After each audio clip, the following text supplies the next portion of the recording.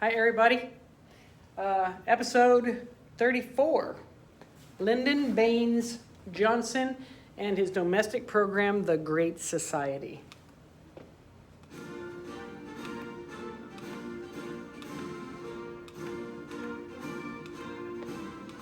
"6'3". He's a big man. At his ranch in Texas, Johnson often terrified his guests by driving 90 miles per hour while sipping scotch from a paper cup. Do not try this at home. Come on, LBJ, that's not nice. LBJ was a dominant political figure, intimidating, egotistical, the imperial presidency defined. Look at Kennedy trying to be like, bro, stop. Settle down now. Settle down, man. Settle down. The LBJ treatment. The treatment could last 10 minutes or 4 hours. He moved in close, his face a scant millimeter from his target, his eyes widening and narrowing, his eyebrows rising and falling. The genius of analogy made the treatment an almost hypnotic experience and rendered the target stunned and helpless.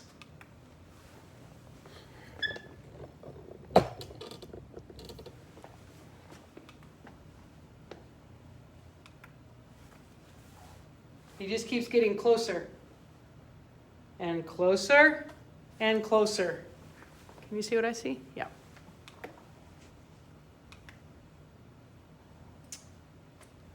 The computer's not working very fast today. I don't know why.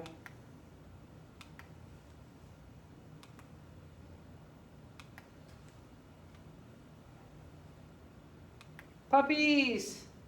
Hi, puppies. He's from Texas, so horses, a big ranch. LBJ was a senator in the 1940s and 50s, and he understood how Congress worked and could dominate the legislative branch. He was a Democrat, so he was a fan of FDR and the social programs of the New Deal. He patterns the Great Society after the New Deal, so he was a big fan and part of that New Deal program. He helped. There's no more powerful majority leader in American history. Although I'm sure Mitch McConnell might very well be more powerful now. They say Jack Kennedy had style, but I'm the one who's got the bills passed. Very, very big civil rights background. LBJ went from conservative to liberal as president, fulfilling JFK's agenda after he was assassinated in 1963. Johnson's domestic program was called The Great Society, and it was inspired by FDR. The Great Society was inspired by Michael Harrington's The Other America, which showed that 20% of Americans live below the poverty line. Unfortunately, I believe that's still the case. There are tens of millions of Americans who are beyond the welfare state. Taken as a whole, there's a culture of poverty, bad health, poor housing, low levels of aspirations, and high levels of mental distress. 20% of a nation, some 32 million people. 20% today is closer to 60 million people. And then Barry Goldwater. In 1964, LBJ was opposed by Barry Goldwater. A government big enough to give everything you want is also big enough to take away everything you have. Barry Goldwater. Very, very, very famous conservative. Goldwater attacked, isn't that funny? Isn't that funny what the guy did there? Attacked the federal income tax. He attacked Social Security, the Tennessee Valley Authority, and rural electrification. He attacked civil rights laws, nuclear test ban treaty. He didn't want to ban nuclear tests. And he attacked the Great Society in general, as well as LBJ. So in August of 1964, this is during 3 or 4 months before re-election in November. In 1964, Vietnamese ships allegedly fired on American ships in the Gulf of Tonkin. We have now come to believe that that did not actually happen. But he is going to use it, LBJ is going to use it as a reason for us to have more troops in Vietnam.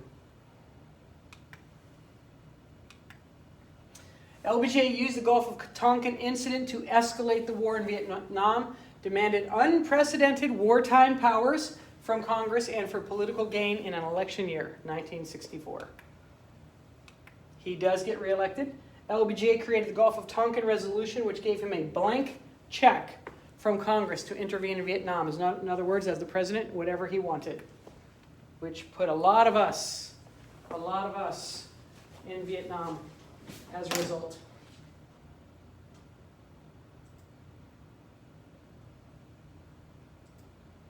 This is the Daisy ad, famous ad from 1964 from his presidential campaign.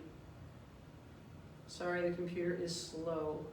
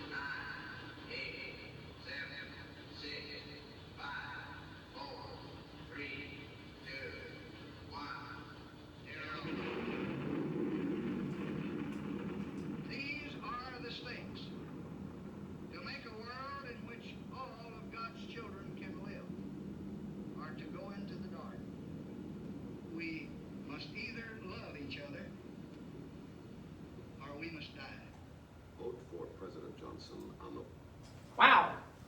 Wow, wow, wow, wow. Goodness gracious, LBJ. What was that? What? So he threatened that nuclear war would happen if he were not reelected. Okay, so we see at the very beginning, red states in the Deep South. Remember, LBJ is for civil rights, is for helping black people. Goldwater is against civil rights, and indeed, he won every one of the southern states. And what is that? New Mexico, Arizona. Johnson won a huge landslide over Goldwater, just not the southern states. LBJ's win, coupled with Democratic control of Congress, allowed for an expansion of Great Society programs because they had the presidency and they had the Senate.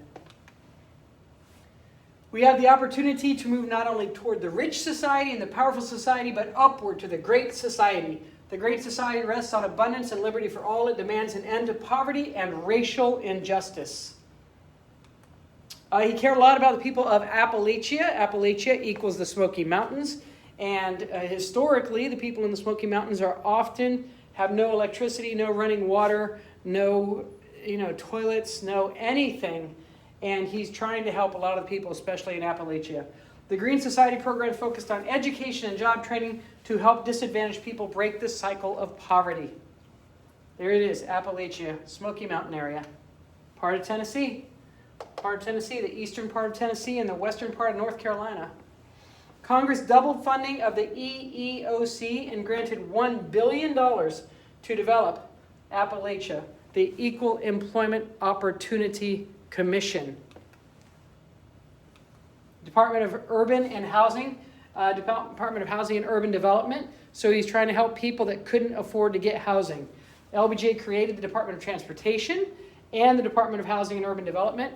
Remember that we are in the middle of building Eisenhower's interstate system. So the Department of Transportation helped with that.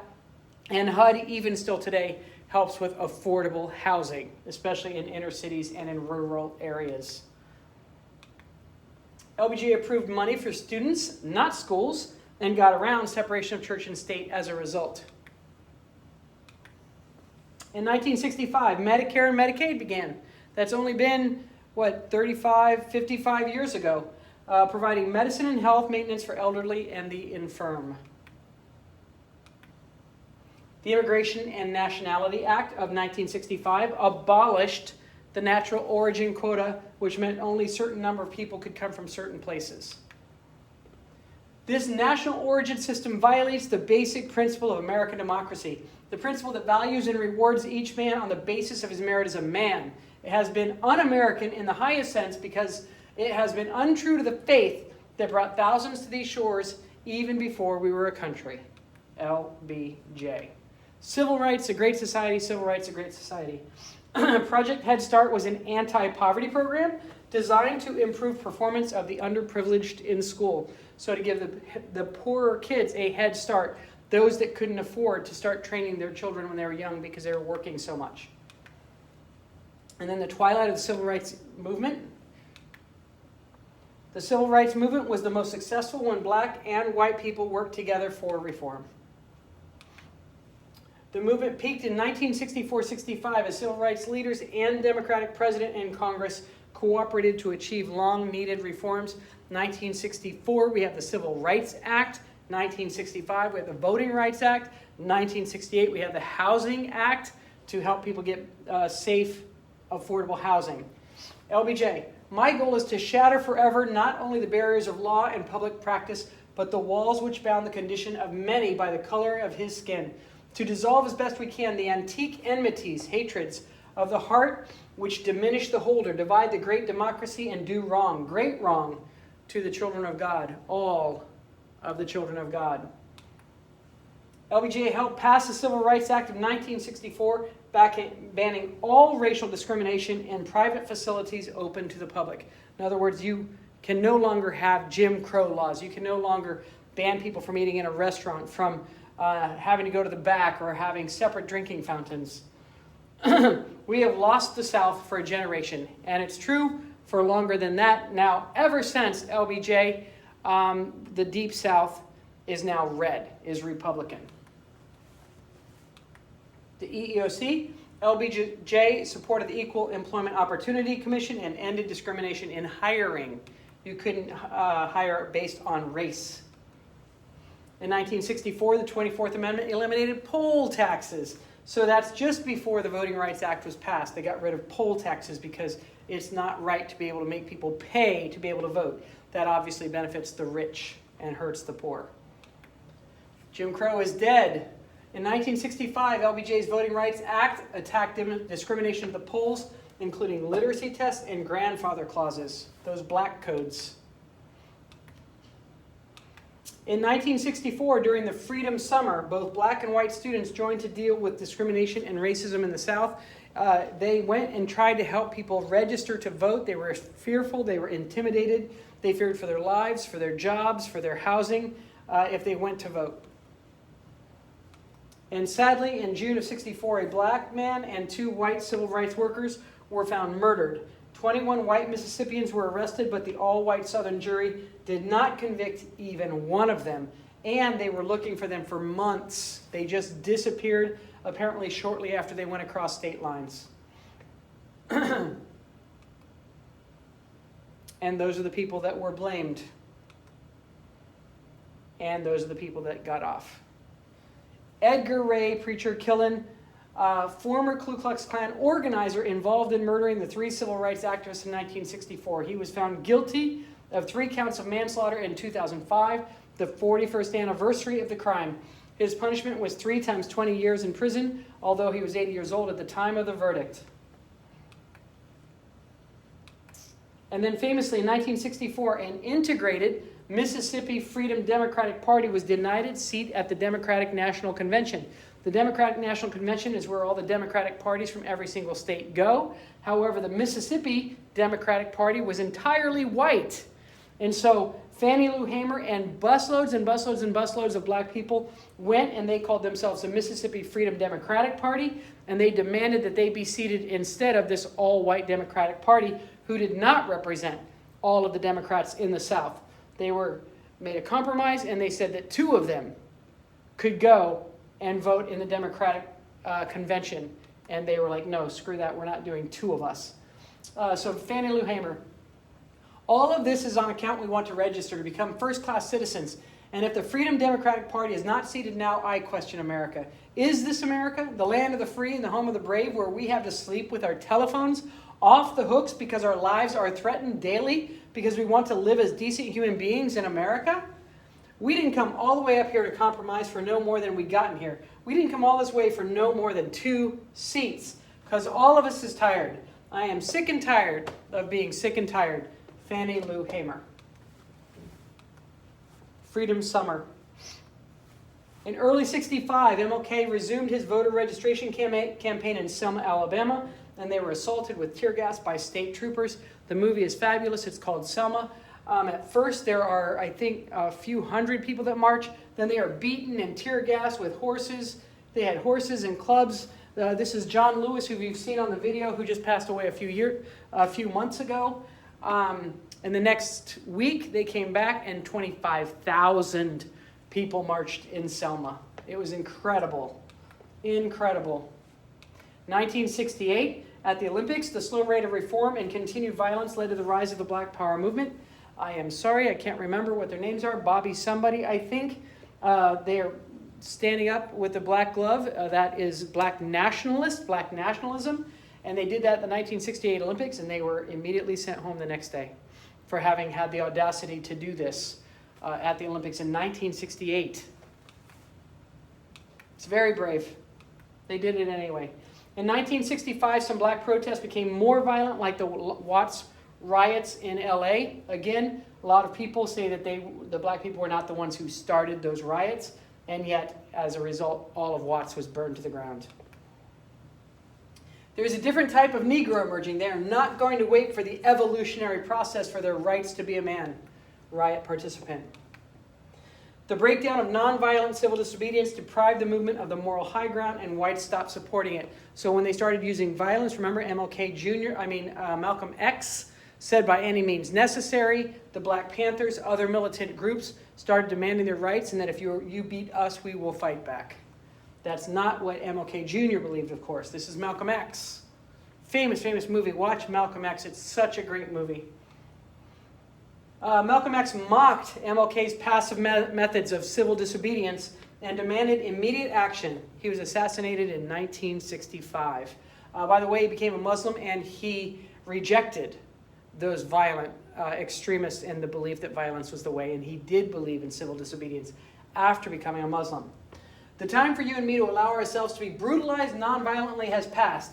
Be nonviolent only with those who are now nonviolent to you. And when you can bring me a nonviolent racist, bring me a nonviolent segregationist, then I'll get nonviolent. But don't teach me to be nonviolent until you teach some of those crackers to be nonviolent.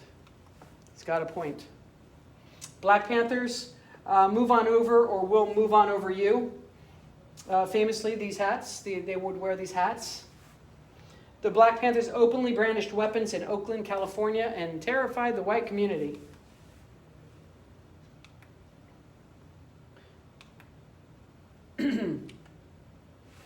Capitalism plus dope equals genocide.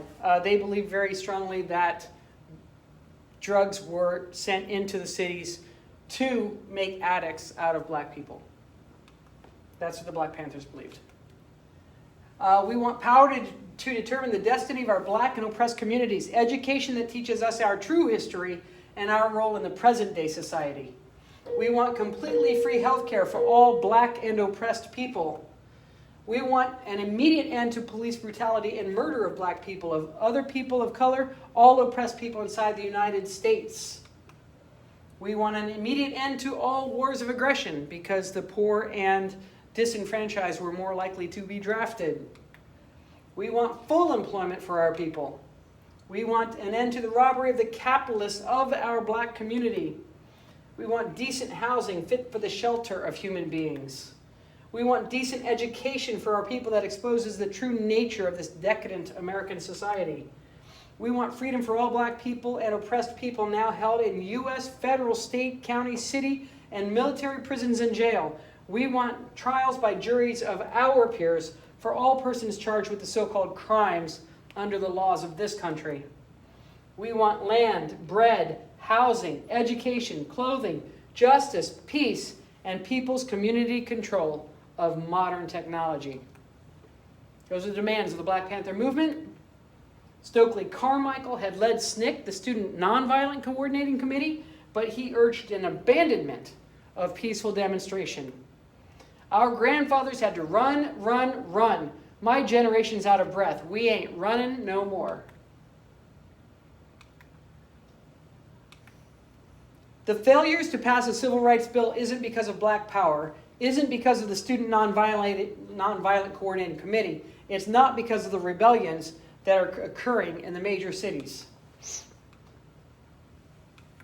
And then sadly, the assassination of MLK Jr. by James Earl Ray, April 4th, 1968.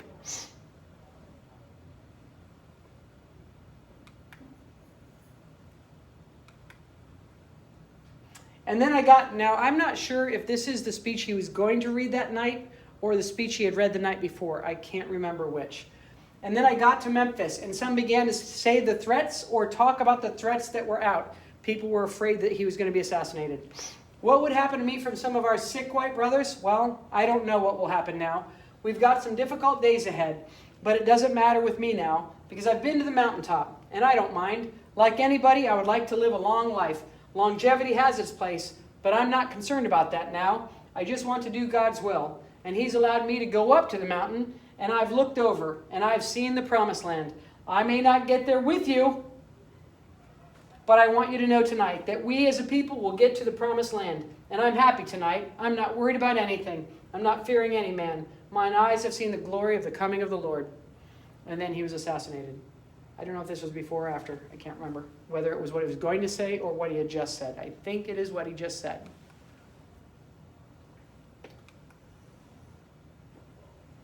Black and Proud. I just watched James Brown last night with Chadwick Boseman playing James Brown. And in that, they were absolutely talking about Black and Proud in the 60s. Overall, the civil rights movement was a great success as thousands of blacks registered to vote and attended integrated schools. Also, Black Pride, when I was in high school, a lot of black kids had a pick with the Black Panther, or with the black hand like that on the back of their pick. Black is beautiful buttons. And then Vietnam. We'll talk about that tomorrow. Have a good night.